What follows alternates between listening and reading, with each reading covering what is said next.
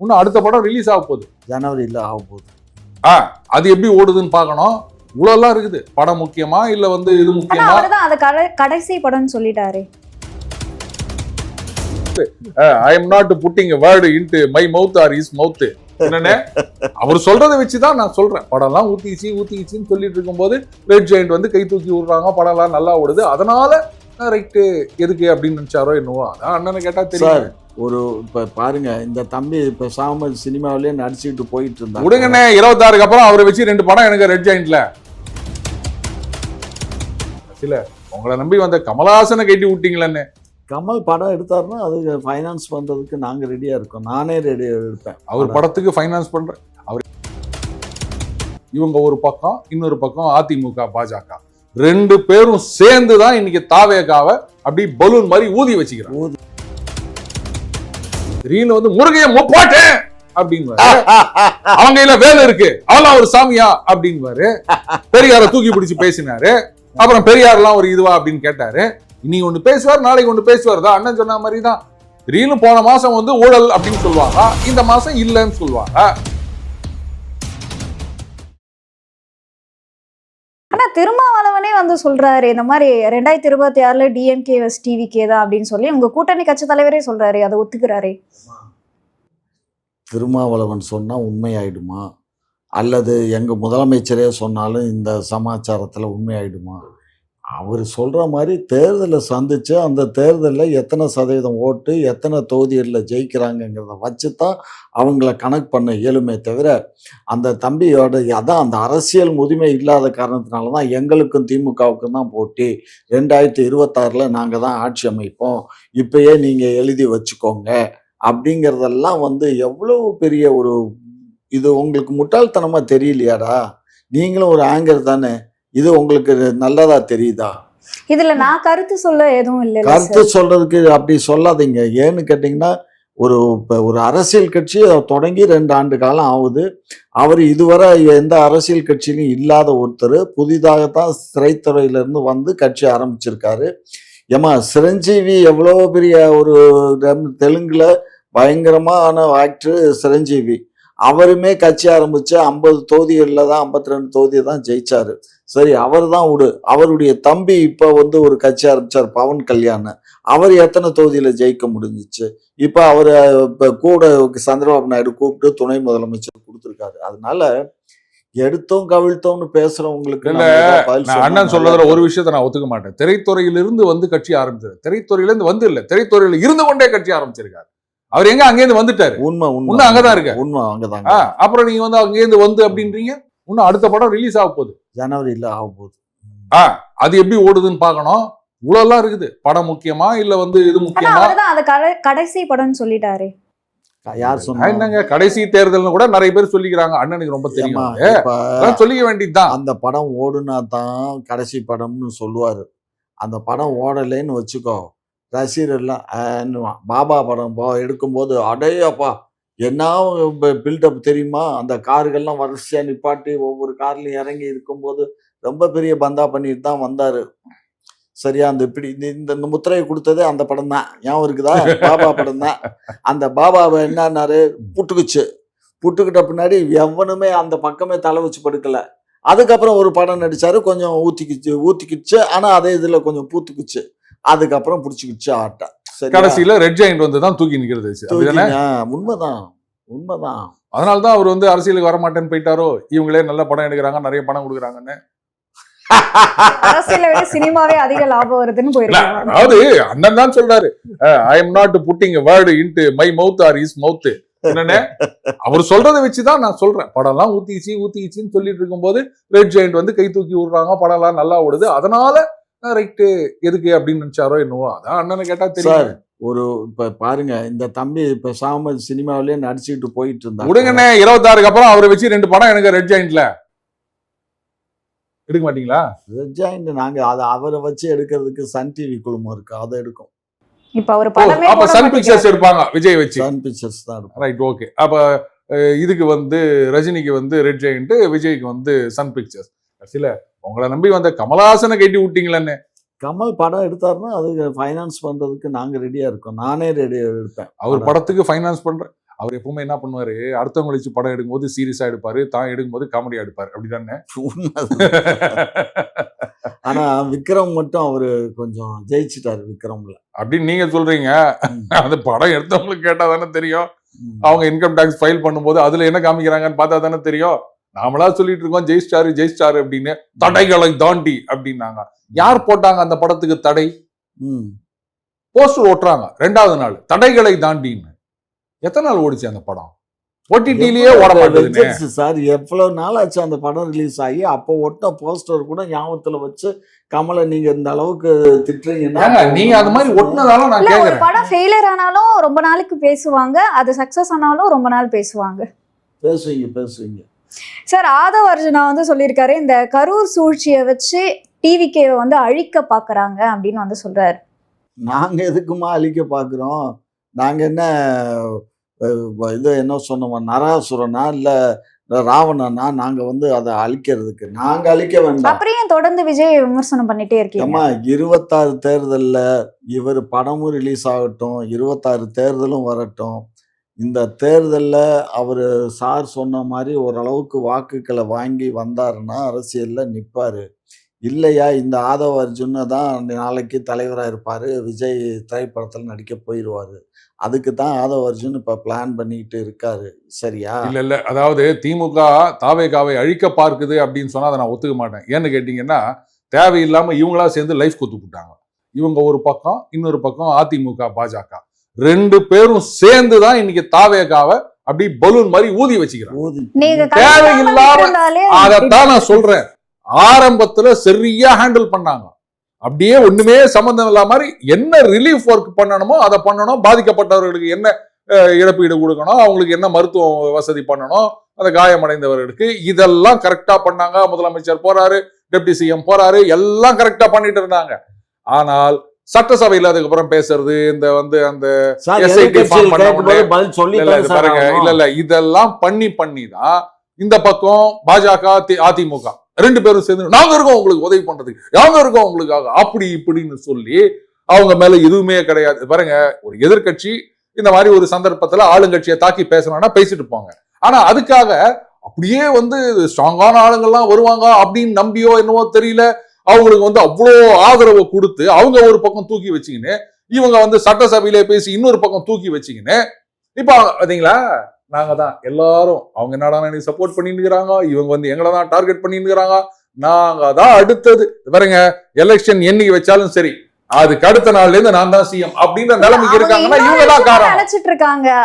இப்போ 2020 யார் ஆட்சியை பிடிக்கணும்ன்றதை நிர்ணயிக்கக்கூடிய கட்சி டிவிகே தான் அப்படின்னு பேசிட்டு இருக்காங்க. அது எடப்பாடிட்டு போய் சொல்லு. எடப்பாடி தான் சட்டமன்றத்தில் ஒரு சொன்னார். எடப்பாடி கேட்டது தான் நாங்கள் பதில் சொன்னோம் சட்டமன்றத்தில். எடப்பாடி என்ன சொன்னார், எவனோ ஒருத்தர் 4-5 பேர் கொடி அப்படி ஆட்டின உடனே அது இப்போ எங்கள் கூட வந்துட்டாங்க, அந்த நம் தொண்டர்கள்லாம் எங்கள் கூட இருக்கணும்னு ஆதரவு தெரிவிக்கிறாங்க, அப்படி இப்படின்னு எல்லாம் ரீல் விட்டார். இது என்ன தப்பான்னு அப்புறம் அந்த அண்ணாச்சி கேட்டார். இப்போ என்ன பண்ணார், எங்களுடைய தலைமை நான் போக விட மாட்டேன்னு அவர் சொல்கிறாரு. டெல்லி என்ன சொல்லுது, விஜய் தலைமை ஏற்கட்டும், நீங்க கூட இருங்க அப்படின்னு அவங்க சொல்றாங்க. இப்ப அங்கக்குள்ள ஐயா இந்த மாதிரி எல்லாம் எந்த தகவலும் நாங்க அதெல்லாம் உங்களுக்கு வராது. அதெல்லாம் செய்தித்துறைக்கு தான் இந்த மாதிரி தகவல் எல்லாம் பார்க்க மாட்டீங்க. நீ என்ன பண்ணணும், ரூம்ல கதவெல்லாம் சாத்திக்கின்னு இப்படி மோட்டு வலையை பார்த்து யோசிச்சுனே இருந்தீங்கன்னா இந்த மாதிரி நிறைய தகவல் வரும். ஐயா சொல்றாருல்ல, மோட்டு வலையை பாரு, மோட்டு வலையை பார்த்துட்டே பேசு. புதுசு புதுசா தகவல். இப்ப எடப்பாடி பழனிசாமி இப்ப ஆபரேஷன் பண்ணப்பட்ட ஒரு பேஷண்ட் மாதிரி ஆகி போயிட்டாரு. என்ன ஆபரேஷன்? அதான் இவர் வெற்றியா போய் இந்த தம்பிக்கு நம்ம முட்டு கொடுத்து அந்த தம்பியை பெரிய ஆள் ஆக்கி விட்டு இன்னைக்கு நம்மளையே தூக்கி கீழே போடுற அளவுக்கு வந்துடுச்சு. நம்ம தான் எதிர்கட்சி தலைவரா இருக்கோம், நமக்கு திமுகவுக்கும் போட்டி இல்லை, அவருக்கும் தான் போட்டின்னா அப்ப இவருக்கு என்ன மரியாதை இருக்கு? ஆமா, நான் இல்லன்னு சொல்லல. ஆனா இப்போ திமுக ஏன் தாவேகாவை டார்கெட் பண்றாங்கன்னு எனக்கு புரியல. தேவையில்லாம இதை பாருங்க, விலையெல்லாம் ஆலோசனை கூட எடுத்துக்காங்க. தேவையில்லாம நீங்க தாவேகாவை டார்கெட் பண்றோம் அப்படின்னு திமுகல இருக்கவங்க ஆரம்பிச்சாங்கன்னா நீங்களா அவங்களுக்கு நோபால் போட்டு கொடுத்துட்டு ரன் எடுத்து கொடுக்குறீங்கன்னு தான் அர்த்தம். கண்டுக்காம போயிடணும். நாங்க கண்டுக்கிறது இல்ல, நாங்க பேச மாட்டோம் சார். எங்க முதலமைச்சரும் இப்போ திமுகல நாத்தாக்காவை எதிர்த்து ஏதாவது பேசுறாங்களா? பேச இல்ல. மாட்டோம். ஏன்னா அவங்க இப்ப உங்களுடைய பி டீம் ஆயிட்டாங்க, நீங்க சொல்றதை கேட்டு பண்ணிக்கிறாங்க. சார், சார், அதுக்கு சார், முன்னாடி இருக்கும் போதும் சரி, இங்க பாருங்க, இப்ப நாத்தாக்காவை அவங்க கண்டுக்கவே மாட்டாங்க. கண்டிப்பா. அவரு இன்னொரு விஷயம் என்னன்னா, இப்போ மக்கள் போய் சந்திச்சுட்டு இருக்காரு இல்லையா, இந்த சீமான் கலந்துரையாடல் அப்படின்னு சொல்லி விஜய் அவர்கள் வந்து கிறிஸ்டியன் அப்படின்றதுனால கிறிஸ்டியன்ஸ் எல்லாரும் வந்து என்ன சொல்றாங்கன்னா, விஜய்க்கு தான் ஆதரவு கொடுக்குற மாதிரி எல்லாம் பேசிட்டு இருக்காங்க. ஸோ இந்த மாதிரி எல்லாம் போயிட்டு இருக்கு. இப்போ நாம் தமிழருக்கு ஓட்டு அளிக்கணும்னா அவங்களுக்கு எப்படி வந்து நம்ம எடுத்து சொல்றது அப்படின்ற மாதிரி ஒரு கேள்வி வைக்கிறாரு. அதுக்கு இவரு சொல்றாரு, நீங்க ஒரு கிறிஸ்துவரா இருந்தீங்க அப்படின்னா நீங்க பார்த்தேன். அதாவது நீங்க கிறிஸ்தவர்னு நினைச்சிட்டு எனக்கு ஓட்டு போறதுன்னா வேண்டாம், தமிழர் அப்படின்னு வந்து சேருங்க அப்படின்னு சொல்றாரு. அது சரியான ஒரு பேச்சு தான். அதை வந்து நம்ம தப்புன்னு சொல்ல முடியாது. மத அடிப்படையில நீ ஒன்னு ஐடென்டிஃபை பண்ணிக்காத. இல்ல, விஜய் அவர்களை தான் தம்பி அப்படின்னு சொல்லி குறிப்பிட்டிருக்காரு இல்லையா? ஆமாங்க, சொன்னாருங்க. அன்னைக்கு வந்து அந்த கூட்டம் ஆரம்பிக்கிறதுக்கு முன்னாடி சொன்னாரு. ஆனா கட்சியில அவருடைய ஆதரவாளர்கள்லாம் வந்து இங்கேருந்து போனவங்க பாதி அப்படின்னு பார்த்த உடனே அவருக்கு பயம் வந்துச்சு.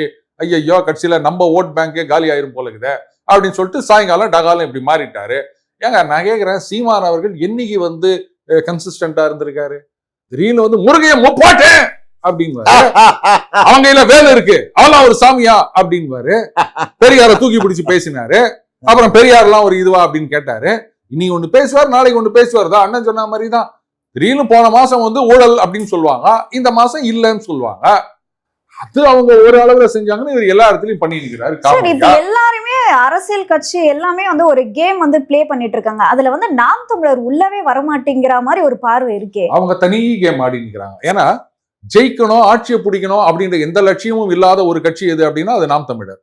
அந்தந்த நேரத்துல யார் யாருக்கு சப்போர்ட் இல்ல இவங்களை வந்து எதிர்க்கிறது, இப்படியே ஒரு ட்ராக்ல தனியா போய் நிக்கிறாங்க. அவங்களுடைய கட்சின்றது வந்து ஆட்சியை பிடிப்போம், ஆட்சி மாற்றம் வரும் அப்படின்னு ஆட்சி மாற்றம் இதெல்லாம் வந்து சொல்லிக்கலாம். அதப்ப தாவேகா சொல்ற மாதிரி தான் இதெல்லாம். அவங்களாவது வந்து ஆட்சியை பிடிக்கணும் அப்படின்ற ஒரு லட்சியத்தோட கட்சி ஆரம்பிச்சுருக்கிறாங்க. நாத்தாக்கால அப்படிலாம் கிடையவே கிடையாது. அதனாலதான் பாத்தீங்கன்னா கட்சியில இருந்து அப்படியே இது வந்து இந்த நம்ம காலேஜ் மாதிரி தான். இந்த வருஷம் ஃப்ரெஷர்ஸ் வருவாங்க, அந்த சீனியர்ஸ் எல்லாம் வெளில போவாங்க. அதே மாதிரிதான் ஒரு குரூப் வெளில போவாங்க, ஒரு குரூப் உள்ள வரும். அப்படியே போறது வருது போறது வருது, இப்படியே தான் ஓடிட்டு இருக்கு அந்த கட்சி. அதனால அதை வந்து நீங்க ஒரு அரசியல் கட்சி எப்படி தாவேக்காவை வந்து நான் அரசியல் கட்சியா எடுத்துக்க மாட்டேன். 8.2% வாக்குகள் வாங்கி பாருங்க, அதெல்லாம் கரெக்ட் தாங்க. ஆனா இந்த நாத்தாக்காவுக்கு விழுகின்ற வாக்குகள் அப்படின்ற அவங்களுடைய ஓட் பேங்க், அவங்க எதனால இவங்களுக்கு ஓட்டு போடுறாங்க அப்படின்றதெல்லாம் பாத்தீங்கன்னா தெரியும். அது அரசியல் அப்படின்றது கிடையாது, வேற மாதிரியான. இந்த சென்ஸ் நோட்டாவுக்கு ஒரு ஆல்டர்னேட்டிவா தான் நான் பாக்குறேன். இவர் பேசுறதெல்லாம் வந்து இது வாழ்க்கைக்கு உதவாத விஷயங்கள் இவர் சொல்றதெல்லாம். ஆனாலும் ஏதோ ஒரு காமெடியா பண்ணிட்டு இருக்காரு. இன்னைக்கு ஒண்ணு சொல்வார், நாளைக்கு ஒண்ணு சொல்வார். விவசாயத்தை பத்தி, மாடு வளர்ப்பு இந்த மாதிரி விஷயங்கள் பேசினா அது உதவாத காரியம் அப்படின்னு நான் உதவாத காரியம்னு சொல்லல. ஆனா எல்லாருமே வந்து விவசாயத்தை பண்ண ஆரம்பிச்சு போட்டீங்கன்னா அதுக்கப்புறம் அந்த டிராக்டருக்கு என்ன பண்ணுவீங்க, அதுக்கு பெட்ரோலுக்கு டீசலுக்கு என்ன பண்ணுவீங்க, எலக்ட்ரிசிட்டிக்கு என்ன பண்ணுவீங்க? இளைஞர்கள்லாம் நிறைய பேர் வேலை வாய்ப்பு இல்லாம இருக்கீங்களே, அவங்க வேலை வாய்ப்பு இல்லாதவங்க அத்தனை பேரும் வந்து மாடு வளர்க்க ஆரம்பிச்சிட்டாங்கன்னா நான் வந்து ஆள் பத்த கொண்டு போய் கொடுப்பேன், நீ வெளில போயிட்டு பால் அடி கட்டி வித்துட்டு வா அப்படின்னா இதெல்லாம் என்ன, இதெல்லாம் பொழைக்கிற வழியா இதெல்லாம்? ஏன்னா நிறைய வெளி மாநிலத்திலேயே கூட வந்து இப்ப பால்லாம் வந்து ஒரு பண்ண ஆரம்பிச்சு பயங்கரமா இப்ப தமிழ்நாட்டுக்குலாம் வந்து எக்ஸ்போர்ட் பண்ணிட்டு இருக்காங்க. அந்த மாதிரி எல்லாம் தமிழ்நாட்டிலே பண்ணலாமே அப்படின்னு. பால் முட்டை எல்லாம் கரெக்ட் தாங்க, நான் இல்லைன்னு சொல்லலைங்க. ஆனா அதுக்காக இன்னைக்கு வேலை இல்லாத இளைஞர்கள் படிச்சுட்டு இருக்கவங்க அப்படின்னு எத்தனை பேர் இருக்காங்க? அத்தனை பேருக்கு கையிலேயே நீங்க மாட்டை பிடிச்சி கொடுத்து போட்டீங்கன்னா சந்தையில மாடு அதிகமாயிடுச்சு, பால் அதிகமாயிடுச்சுன்னா அதுக்கப்புறம் தீவனம் வாங்க கூட காசு கட்டுப்படி ஆகும். விவசாயத்துல எவ்வளவோ விஷயங்கள் இருக்கு. ஏங்க திருப்பி இதான் சொல்லி நிக்கிறீங்க, விவசாயத்துல எல்லா விஷயம் தான் இருக்குது அப்படின்னு சொன்னா அப்போ விவசாயம் மட்டுமே வந்து ஒரு நாடு பார்த்துட்டு இருக்க முடியாது. எல்லாம் சொல்லுவாங்க அந்த நாடு இந்த நாடு, ஏதோ எந்த காலத்துல இருந்த விஷயங்கள்லாம் சொல்லிட்டு இருப்பாங்க. எல்லாமே வேணும், புரியுதுங்களா? தொழில் வேணும் முக்கியமா. இவங்க சொல்லுவாங்க அந்த மறை நீர்னு ஒரு கதை விட்டுட்டு இருப்பாங்க. ஒரு கார் தயாரிக்கிறதுக்கு எவ்வளவு ஆகுது தெரியுமா? அதனால தான் வந்து அவங்க எல்லாம் அவங்க ஊர்ல கார் தயாரிக்காம இங்க வந்து தயாரிச்சு நிற்கிறான் அப்படின்றாங்க. அமெரிக்காலையும் தான் கார் தயாரிக்கிறாங்க, ஜப்பான்லையும் தான் தயாரிக்கிறாங்க, சீனாலையும் தான் தயாரிக்கிறாங்க. இப்போ அமெரிக்கால வந்து என்ன எல்லாம் வெளிநாட்டை தயாரிச்சு நிற்கிறீங்க, இனிமே எல்லாம் இங்க வந்து தயாரிங்க அப்படின்னு சொல்றாங்க. சரி, இப்ப கார் தயாரிக்கிறதுல ஒரு கார் தயாரிக்கிறதுக்கு இத்தனை லட்சம் லிட்டர் தண்ணி செலவாகுதுன்னா இப்ப கார் தயாரிப்பு நிறுவனம் இழுத்து மூடிடலாமா? அப்ப அங்க இருக்கவங்களுக்கு எல்லாம் என்ன வேலை கொடுப்ப? நீ என்ஜினியர் எல்லாம் என்ன பண்ணுவ? மறுபடியும் எல்லாருக்கும் ஒரு மாட்டை பிடிச்சி கொடுத்துருவியா? இதேதான் பழப்பா போச்சு. இதை பண்றதுக்கு அவ்வளவு தண்ணி, இது பண்றதுக்கு இவ்வளவு தண்ணி, நல்லா தண்ணி எல்லாம் சேர்த்து வைப்பேன். இதெல்லாம் என்னங்க? இதெல்லாம் ஏதோ காமெடி பண்ணிட்டு தெரிகிறாரு. நீங்க விடுங்க, அவர் ஏதோ காமெடி பண்ணிட்டு இருக்காரு. அவரு சொல்றதெல்லாம் ஃபுல் அண்ட் ஃபுல் இம்ப்ளிமெண்ட் பண்ணீங்கன்னா எல்லாத்தையும் இழுத்து மூடிட்டு போயிட்டு இருக்க வேண்டியதுதான். அதனால அதெல்லாம் ஒரு ஆர்குமெண்டா நீங்க எடுத்துக்காதீங்க. அதெல்லாம் 15வது 14வது நூற்றாண்டை நோக்கி தான் போகணும். 21ஆவது நூற்றாண்டை நோக்கி பயணிக்க. இப்போ இந்த கருத்து உங்களோட பார்வை எப்படி சார்? அதுதான்மா, அவரு நல்லா பேசுறாரு, நல்லாவே பேசுறாரு. அதனால நான் இதுல கருத்து சொல்ற அளவுக்கு இல்லை. சீமான் அவர்கள் வந்து நல்லவரானா நல்லவர், வல்லவர். மக்களை மடைமாற்றம் செய்து 36 லட்சம் வாக்கு வாங்கியிருக்காருன்னா அவர் நல்லவர், வல்லவரா இருக்க போய் தானே 36 லட்சம் ஓட்டு வாங்கினாரு. தனிச்சு நின்று 8.2 வாங்கியிருக்காருன்னா முதல் முறையா ஒரு தமிழகத்துல ஒரு அரசியல் கட்சி பண்ணதுன்னா சீமான் தான். யாருமே இந்த மாதிரி பண்ணதில்ல. புரிஞ்சதுங்களா? இல்ல அண்ணன் 8.3 234 தொகுதியில் கேப்டன் முதல் தேர்தலிலே 8.3 சார். அவர் தனிப்பட்ட முறையில தான் சார் நின்றார். எத்தனை தொகுதியில் நின்று வாங்கினாரு? ஏங்க எத்தனை தொகுதியில சார் அப்படி பண்ணாதீங்க. ஏங்க முதல் தடவை போட்டி போடும்போது தனியா தான் நின்றாரு சார். தனியா எத்தனை தொகுதியில?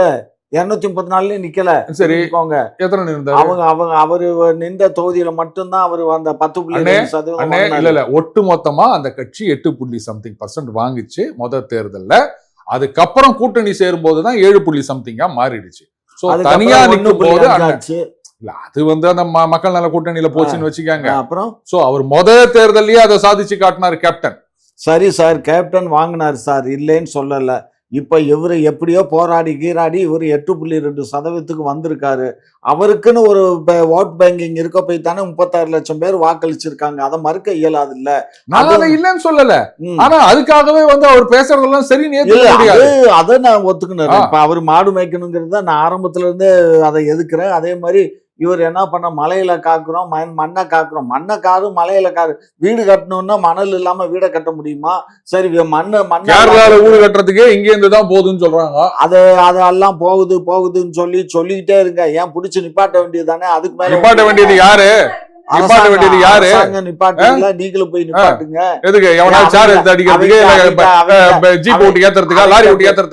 பின்னாடி போய் காசை வாங்கிட்டாக்கா அப்புறம் எப்படி பண்றது? யாரு வாங்குறது? மலையை உடைச்சுதான் யாரு வாங்குறது? யாரு வாங்குறதா? யாரு வாங்கினாங்கிறதெல்லாம் இருக்கு எங்கள்கிட்ட. இருக்குன்னா அப்ப நடவடிக்கை எடுங்க. என்ன தப்பை நடவடிக்கை? தாசில்தாரு, விஏஓ அப்படின்னு என்னென்னவோ நடக்குது. அப்ப என்ன போய் கேட்க சொல்றீங்களா நீங்க? பாருங்க, அந்த டிபார்ட்மெண்ட் ஒவ்வொரு தாலுகாவில் ஒவ்வொரு டிஸ்ட்ரிக்ட்லயும் கனிம வளத்துறைன்னு சொல்லி ஒரு டிடி, ஒரு டெப்டி தாசில்தார் தான் இன்சார்ஜ். அந்த அவருக்கு கீழே ரசீது போட்டா தான் அதை போய் எடுக்க முடியும், ஏத்த முடியும். அது வந்து அங்கேயே வந்து ஊழல் நடக்குதுன்னு தான். அப்புறம் பாத்துறீங்க, சும்மா இருக்கீங்கன்னு கேக்குறாங்க. ஊழல் நடக்குது அப்படின்னா இப்போ இவங்க தான் சொன்னாங்க. சேகர் பாபு அவர்கள் சொன்னாரு, பாருங்க நடவடிக்கை எடுத்துட்டோம், நியாயம் கிடைச்சிச்சு, இதுதான் சட்டம் ஒழுங்கு அப்படின்னு. அப்ப ஊழல் நடக்குதுன்னு அண்ணனே ஒத்துக்கிறாரு. நடவடிக்கை எடுப்பீங்களா? சட்டம் ஒழுங்கு சரியில்லையா? அதிகாரிகள் சரியில்லை, அதிகாரிகள் சரி இருந்தா தானே இதெல்லாம் நடக்காது அப்படின்னு சொல்லி அதிகாரிகள் மேல பழி போட்டு தப்பிக்கிறதுக்கு அப்புறம் நீங்க எதுக்கு அமைச்சரா இருக்கீங்க? இல்ல என்கிட்ட அமைச்சர் பதவி கொடுங்க, அதிகாரிகள் எல்லாம் எப்படி வழி கொண்டு வருதுன்னா ஒரே நாள்ல காமிக்கவா? முதல்வன் மாதிரி நீங்க எம்எல்ஏக்கு நின்று எங்க கட்சிக்கு வாங்க, அப்புறம் எம்எல்ஏ வாங்கலாம். இல்ல அமைச்சர் பதவி வேணும்னா எம்எல்ஏ பதவி எல்லாம் வேணாம். 6 மாசம் வரைக்கும் தாக்கு பிடிக்கலாம். 6 மாசம் தாக்கு பிடிக்கலாம். அதுக்காக உங்களுக்கு கொடுக்கறதுக்கு எங்களுக்கு எங்க கட்சியில எங்களை மாதிரி ஆள் நிறைய பேர் இருக்கான். உங்களுக்கு கொடுக்கல, சும்மா இருங்க சார். இப்போ அதிமுகவுல இருந்து சில எம்எல்ஏக்கள் எல்லாம் திமுகவை நோக்கி நகர்ந்து போறாங்க. இதுக்காகவே திமுக ஒரு அமைச்சரை வந்து வச்சிருக்காங்க அப்படின்ற மாதிரி எல்லாம் சொல்றாங்களே சார். எம்எல்ஏக்கள் அவர் மனோஜ் பாண்டியன் அவர்கள் போயிருக்காரு. ஆனா கீழ்மட்டத்துல வந்து அதிமுகல இருந்து நிறைய நிர்வாகிகள் திமுகல போயிருக்கிறத நான் பார்த்துருக்கேன். அண்ணனுக்கு சொன்னா கோபம் வரும். பரம்பரையா வந்து அவரு வட்ட செயலாளர், அவங்க அப்பா புள்ளன்னு இருந்தது. ஆனா இன்னைக்கு அதிமுகலேருந்து திமுகவுக்கு வந்தவர் அவரு தான். அந்த பகுதியில வந்து கோல் வச்சு கொண்டிருக்கின்றார். பரம்பரையா திமுகல இருந்தவர் ஐயோ பாவம் டம்மி ஆயிட்டு உட்காந்துட்டு இருக்கார். அது என்னவோ தெரியல. அதிமுகல எப்பவுமே வேற கம்பெனில பேப்பர் போட்டு இந்த கம்பெனி வந்தாங்க அப்படின்னா ஒரு ஹைகோட எடுத்துப்பாங்க இல்லையா? அந்த மாதிரி ஏதோ திமுகல பண்ணிட்டு இருக்காங்க போல. அங்க எம்எல்ஏ இருந்துட்டு இங்க வந்தா எம்பி பதவி கொடுத்துருவாங்க, மந்திரி பதவி கொடுப்பாங்க. அது ஊழல் குற்றச்சாட்டு இருந்தா கூட அண்ணன் வெள்ளாவி வச்சுக்கிறாரு, அதுல வெளுத்து போட்டு மந்திரி பதவி கொடுத்துருவாங்க. கேட்டா அது போன மாசம், அப்ப நாங்க தவறாக புரிந்து கொண்டோம், இப்ப நாங்க திருந்திட்டோம் அப்படின்வாரு. அப்படிதானே? உண்மைதான். உண்மையாவே ஏதாவது அமைச்சர் வச்சிருக்கீங்களா இந்த மாதிரி வந்து அதிமுகவுல இருந்து ஆளு? இதெல்லாம் வந்து அரசியல்ல சகஜண்டா. என்கிட்ட கூட தான் ஒரு எம்எல்ஏ பேசிக்கிட்டு இருக்காரு, எனக்கு ஏதாவது வாங்கி கொடுங்கண்ணே, நான் வந்துடுறேன் திமுகவுக்குன்றாரு. என்னத்தை போய் இவருக்கு வாங்கிட்டு கொடுக்கறது? அவர் அங்கேயே நிறைய காசுல ஆட்டையை போட்டுட்டு தான் அவன் இருக்காரு. திரும்ப எங்கள்கிட்டையும் வந்து ஆட்டையை போடணுன்னு இவன் இங்கே இருந்தா நிலையா இருப்பான்னு எப்படி சொல்ல முடியும்? இன்னைக்கு வருவான், நாளைக்கு 50 ஆட்டையை போடுறதுல இல்ல ஆட்டையை போட்டா அது கரெக்டா மேல் இடத்துக்கு கொடுத்துடணும். அங்கேயே நீ வந்து கொடுக்காம ஆட்டையை போட்டிருக்க அப்படின்னும் போது இங்க வந்தா நீ எப்படி யோக்கியமா இருப்ப அப்படி சொல்றீங்களா? உண்மைதான். பாத்தீங்களா, கரெக்ட். அண்ணன் சில நேரத்துல வந்து அவரையும் அறியாம உண்மையை பேசிடுறாரு. இல்ல, எடப்பாடி கிட்ட 5 கோடி ரூபா வாங்கினாங்க, 1 கிலோ தங்கம் வாங்கினாங்க. இப்ப அந்த பயலுகள்லாம் திரும்ப எங்கிட்ட வர்றாங்கன்னா அப்ப ஏதோ ஒரு உள்நோக்கத்தோட தானே நினைக்கிறானுங்க வர்றானுங்க. அப்ப அவனுங்களை எப்படி நம்ம சேர்த்துக்கிறது? இருந்தாலும் கூட இப்ப சில பேர் வர்றாங்க. இப்ப எம்எல்ஏ முன்னாள் அமைச்சர்கள் கூட ஒருத்தர் மனு போட்டிருக்காரு. சரி, இப்ப மனோஜ் பாண்டியன் அவர்கள் வந்துறாரு, அவரும் எப்படி 5 கோடி 1 கிலோ தங்கம் வாங்கினவரா? ஆமா, எல்லாம் அவரு வந்து அந்த அணியில இருந்துட்டாரு. அப்போ எந்த அணியில? அவரு நம்ம ஓபிஎஸ் அணியில இருந்தவங்களுக்கு அந்த 11 பேர் அவரு கொடுக்கல. கொடுக்கல. ஐயோ பாவம். நீங்க கொடுத்துருவீங்கல்ல? நாங்க இப்ப அவருக்கு பொறுப்பு கொடுப்போம். பொறுப்பு தான் கொடுப்பீங்களா? வேற ஒண்ணும் கொடுக்க மாட்டீங்களா? அதான் பொறுப்பே பருப்பு வந்துரும்ல. பொறுப்பு வந்தாச்சுன்னா ஆட்டோமேட்டிக்கா எல்லாம் வரப்போகுது. அவ்வளவுதான். இதெல்லாம் சொல்லணுமா? மாமூல் வாழ்க்கை அப்படியே வந்துரும் இல்லைன்னு? வந்துரும். அப்புறம் என்ன, அதுக்கு மேல என்ன வேணும்னு சொல்லுங்க. இப்போ செங்கோட்டையன் அவர்கள் அதிமுகவில இருந்து நீக்கப்பட்டதுனால செங்கோட்டையன் அவர்கள் நீதிமன்றத்துல இந்த மாதிரி எனக்கு நோட்டீஸே கொடுக்காம திடீர்னு வந்து தூக்கிட்டாங்க அப்படின்னு அதிமுகவுக்கு எதிராக வழக்கு போட போறதா சொல்றாங்க. இதனால வந்து எடப்பாடி அவர்கள் கொஞ்சம் ஒரு பயத்துல இருக்காருன்னு சொல்றாங்க. இதெல்லாம் ஒண்ணுமே கிடையாதுங்க. கட்சியில இருந்து ஒதுங்கிட்டா நான் கோர்ட்டுக்கு போறேன்றது இதெல்லாம் பாருங்க, இதை நிறைய பார்த்துட்டோம். ஒன்னும் இதெல்லாம் சாதிக்க முடியாது. அண்ணன் ஒன்னா சொல்லிக்கலாம், பாரு செங்கோட்டையன் வந்து கேச்ச போட்டா ரெட்டலைய முடக்க போறாங்க அப்படின்னு சொல்லிட்டு இருக்கலாம். அதெல்லாம் ஒண்ணும் வேலையாகாது. என்ன இப்போ செங்கோட்டையன் அவர்கள், ஓபிஎஸ், டிடிவி தினகரன் இவங்கெல்லாம் ஒன்னா இருந்ததுனால இவங்க ஒரு கட்சி ஆரம்பிச்சு அதுல வந்து விஜய் அவர்களை கொண்டு வருவாங்க. விஜய் தான் அப்போ வந்து முதல்வர் பதவியில இருப்பாரு. இவங்க 4 பேரும், அதாவது இவங்க எல்லாம் செங்கோட்டையன் அவர்கள்லாம் வந்து எந்த காலத்துல இருந்து அரசியல்ல இருக்காரு, இவங்க எல்லாம் இப்ப வெளில வந்துட்டு விஜய் அவர்களை சிஎம் ஆகணும். அதான் எங்களுடைய ஒரே நோக்கம். சரி, கடைசியா நான் ஒண்ணு கேக்குறானே, இதுக்கு நீங்க பதில் சொல்லுங்கண்ணே. அவங்க தான் கேள்வி கேட்டிருந்தாங்க, நம்ம பதில் சொல்லியிருந்தோம். அண்ணன் பிடிஆர் இருக்கிறாருல, ஆரம்பத்தில் அவரை பத்தி பேசின மதுரை போயிருக்காரு. அவர் கேட்டுக்கிறாரு, நான் எதிர்கட்சியா இருக்கும்போது இல்லாத பிரச்சனை ஆளுங்கட்சி எம்எல்ஏவா இருக்கும்போது ஏன் வந்தது அப்படின்னு கேட்டுக்கிறாரு. ஏன்னு எனக்கு தெரிஞ்ச ஒரே ஒரு வித்தியாசம் தான், எதிர்கட்சியா இருக்கும்போது பிரச்சனையே இல்லை. அது எப்படி ஆளுங்கட்சி எம்எல்ஏ ஆனவன, அது இப்ப அமைச்சர் வேற, சும்மா இல்ல, வெறும் ஆளுங்கட்சி எம்எல்ஏன்னு சொல்லி நிற்கிறாரு. அவர் என்ன ஒரே ஒரு வித்தியாசம்னா, அவர் எதிர்கட்சி எம்எல்ஏவா இருக்கும்போது அதிமுக ஆட்சியில இருந்தது, அதனால அவர் தொகுதியில பிரச்சனை இல்லை. இப்ப அவர் ஆளுங்கட்சி எம்எல்ஏவா மந்திரியா மாறின பிறகு திமுக ஆட்சியில இருக்கு, ஒரு நாள் அதனால பிரச்சனை வந்துச்சோ. ஏன்னா இப்ப இருக்க ஒரே ஒரு மாற்றம் அதுதான். அதனால என்ன திமுக ஆட்சி வந்தா பிரச்சனை வருமா மதுரையில? எனக்கு தெரியல. உங்க அமைச்சரே பாவம் வந்து தெரியாம கேக்குறாரு. அவரு வந்து நல்லவர், வல்லவர், அது வேற. அது அவங்க பாரம்பரியம் வந்து ஒரு அரசியல் குடும்பத்தை சேர்ந்தவர் தான். பட் அவருக்கு வந்து இந்த அரசியலுடைய தெரியல, நீக்கு போக்கு தெரியல. அரசியல் தெரியாதவர்களா அமைச்சர் பதவி கொடுத்து வச்சுக்கிறாங்க, நம்மள மாதிரி ஆளுங்களுக்கு ஒண்ணும் கொடுக்க மாட்டேன்றாங்க அவங்க திமுகல. என்னன்னே இது? சரி, என்ன கொடுங்க, உங்களுக்காவது கொடுக்கலாம்ல. அரசியல் தெரியாதவரை பினான்ஸ் மினிஸ்டரா போட்டு, அதே அண்ணன் வந்து பேர்பட்ட கம்பெனில எல்லாம் அமெரிக்கால வேலை பார்த்தவரு, அந்த கம்பெனி எல்லாம் ஊத்திக்கிச்சுன்னு சொல்லுவாங்க. பைனான்ஸ் மினிஸ்டருக்கு அரசியல் தேவையில்லை சார். ஃபைனான்ஸ் மினிஸ்டருக்கு வந்து ஃபைனான்ஸை பத்தி தெரிஞ்சாலே போதும். இல்ல, அவர் வேலை பார்த்த கம்பெனி லிஸ்ட் எல்லாம் எடுத்து பாத்தீங்கன்னா அதுவே வந்து ஒரு குழப்பமா இருக்குது. ஏன் பெரிய பெரிய கம்பெனில தானே அந்த கம்பெனி எல்லாம் வந்து எப்படி போச்சு அப்படின்றத கொஞ்சம் தேடி பாருங்க. அதுக்கு மேல நான் ஒன்னும் சொல்ல விரும்பல. அதெல்லாம் லாஸ் ஆயிடுச்சா? விடுங்க, நீங்க அவரையே கேளுங்க, சொல்லுங்க. நான் என்ன சொல்றேன், இப்ப வந்து அமெரிக்கா வந்து எல்லாமே முன்னேற்றத்தை நோக்கி போகுதுன்னு ட்ரம்ப் சொல்றாரு. ஆனா அங்க இருக்கக்கூடிய எதிர்கட்சியில வந்து பாத்தீங்கன்னா இப்ப கூட நம்ம எதிர்கட்சிக்காரன் அப்படித்தானே பேசுவான். இல்ல அதெல்லாம் நம்ம கருத்துல எடுக்க முடியுமா? பொறுங்க சார். இப்ப நான் நியூயார்க்ல நடந்த அந்த தேர்தல்ல மேயரா வந்து நம்ம இந்தியாவை சேர்ந்த, அந்த ஆளுக்கு இந்தியாவுக்கு சம்பந்தம் கிடையாது, அவங்க இந்திய வம்சாவளின்னு சொல்றதே முதல்ல நிறுத்துங்க. இந்த மாதிரி டுவா ரூட்னு தெரியாது இருந்தாலும் ஜொராம் மதானி. ரைட், அடுத்தது வாங்க. அப்ப எதிர்கட்சி சொல்றதை ஏத்துக்கணும், அதானே சொல்றீங்க நீங்க? அப்ப எடப்பாடி சொல்றதை ஏத்துக்கலாமா? நியூயார்க் சிட்டிக்கே வந்து மேயரா நேத்தானே நியூயார்க் போயிட்டு வந்தேன் நானு. விடுங்கண்ணே, அங்க போய் ஓட்டு போட்டு வந்தேன் நானு. அப்படியா? ஆமா, போட்டாலும் போட்டிருப்பீங்க. யார போட்டீங்க? நான் மதானிக்கு போடல, கூமாவுக்கு தான் போட்டேன். சரி, ஆமா சார். இப்போ 2026 தேர்தல் வந்து எல்லாருமே ஒரு ஆர்வமா வெயிட் பண்ணிட்டு இருக்காங்க. ஏன்னா இப்ப இருக்க சூழ்நிலை பொறுத்த வரைக்கும் திமுக தான் வரும்னு ஒரு பக்கம் பேசிட்டு இருந்தாலும், ஒரு புறம் வந்து இல்ல கண்டிப்பா ஒரு ஆட்சி மாற்றம் கண்டிப்பா 2026 இருக்கும் அப்படின்ற மாதிரி ஆவலா மக்களும் எதிர்பார்த்துட்டு இருக்காங்க. சோ இந்த மக்கள் எதிர்பார்க்கிற மாதிரி ஏதாவது மாற்றம் ஏற்படும் நீங்க நினைக்கிறீங்களா? பாருங்க, மாற்றத்துக்கு எல்லாம் யாரும் எதிர்பார்க்கலங்க. எல்லாரும் எதிர்பார்க்கறதுக்கு வந்து 1000 காரணங்கள் இருக்கலாம், 2000 காரணங்கள் இருக்கலாம். இப்ப விலைவாசி எல்லாம் ஏறிட்டதுனால 5000 காரணங்கள் கூட இருக்கலாம். அதைத்தான் எதிர்பார்த்து நிக்கிறோம். வேற என்ன? எலெக்ஷன் வந்து இவங்க போய் அவங்க வந்தாங்கன்னா திமுக, அதிமுக, மதிமுக, திமுக, மதிமுக இப்படியே தான் மறுபடியும் திமுக, அதிமுக இப்படித்தான் பண்ணி நிக்கிறீங்க. யார் வந்தாலும் மாற்றம் வர போறது கிடையாது. பிடிஆரே சொல்லிட்டாரு, வந்து இது ஆளுங்கட்சியா இருக்கும் போதுதான் பிரச்சனை வருது அப்படின்னு. தமிழ்நாடு என்ன ஆகுறது? அத பத்தி யாருக்கு இங்க கவலை? எலெக்ஷன் கவலை இருக்கு இல்லையா?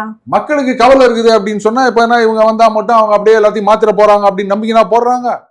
இவன் தான் வேலை செய்யல, ரைட்டு நீ உக்காரு, அப்ப அவரை கொண்டு வந்து அவரும் வேலை செய்ய மாட்டார். அவர் 5 வருஷம் வேலை செய்யாம இருப்பார். இப்படித்தான் இன்னைக்கு இருக்குது தமிழ்நாட்டோட அரசியலை பொறுத்த வரைக்கும். அதனால ஆர்வத்தோட எல்லாம் யாரும் காத்துக்கின்னு இல்லை. மேபி போன தடவை சீட்டு கிடைக்கல, இந்த தடவை சீட்டு கிடைச்சது அப்படின்னு அண்ணன் மாதிரி காத்துட்டு இருக்கோம். சில பேர் இருக்கலாம், போன தடவை மந்திரி பதவி கிடைக்கல, இந்த தடவை மந்திரி பதவி கிடைக்குதா? தடவை பாத்தீங்க அப்படின்னா யங்ஸ்டருக்கே அரசியல்ல ஒரு ஆர்வம் இருக்கிறத வந்து பார்க்க முடியுது இல்லையா? பாருங்க, இது சும்மா இதெல்லாம் ஒத்துக்க மாட்டாங்க. இளைஞர்கள் தான் அப்படியே புரட்டி போட்டுருவாங்க, இளைஞர்கள் தான் எதிர்காலம் அப்படியே சொல்லிட்டு போலாம். ஆனா கட்சியில யாரும் இளைஞர்களுக்கு எல்லாம் வந்து பதவி கொடுக்க மாட்டாங்க. எல்லாம் இளைஞர்கள் வாங்க வாங்க அப்படின்னு சொல்லுவாங்க.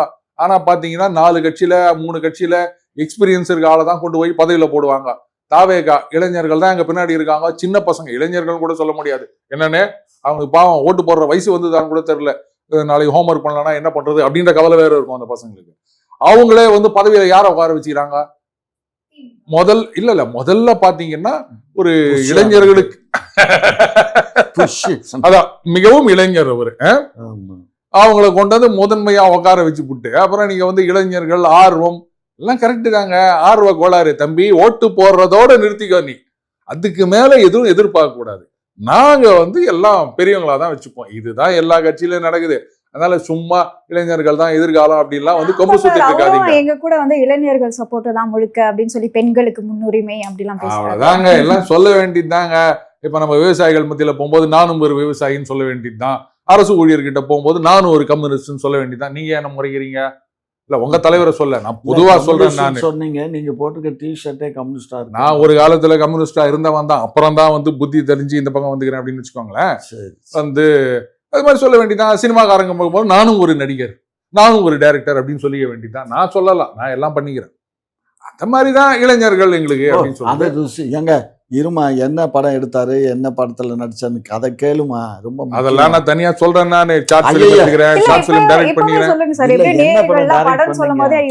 படம்லாம் டைரக்ட் பண்ணுங்க, ஷார்ட் ஃபிலிம் எடுத்துக்கிறேன், நாடகம் எழுதிருக்கேன். டெமோக்ரேசின்னு ஒரு நாடகம். சரி, டெமோக்ரேசி பண்ணிட்டு இருக்கீங்களா? இப்ப நான் ஸ்டேஜ் எல்லாம் பண்றது இல்ல. ஷார்ட் பிலிம் நிறைய பண்ணிருக்கேன், சினிமால நடிச்சிருக்கேன், ஆட் பிலிம் பண்ணிருக்கேன். ஒண்ணு பாக்கி கிடையாது. எல்லாத்துலயும் போய் நான் தலையை காமிச்சிட்டு வந்துக்கிறேன் நானு. பரவாயில்ல. சோ அதனால நான் சொல்லலாம், எங்க போனாலும் சொல்லலாம். உங்களுக்கு தகுதி இருக்கு. ஆனா தகுதி இருந்தா அப்போ மந்திரி பதவி கொடுக்க மாட்டாங்க. ஏன்னா அரசியல் பத்தி தெரியாம இருந்தாதான் வந்து பினான்ஸ் மினிஸ்டர் போஸ்ட் கொடுப்பாங்க. எனக்கு தெரிஞ்சிச்சு, ஆஹா அந்த சான்ஸ் எனக்கு போயிடுச்சு. எதுக்கு சார் அரசியல்? அதானே, எதுக்கு அரசியல்?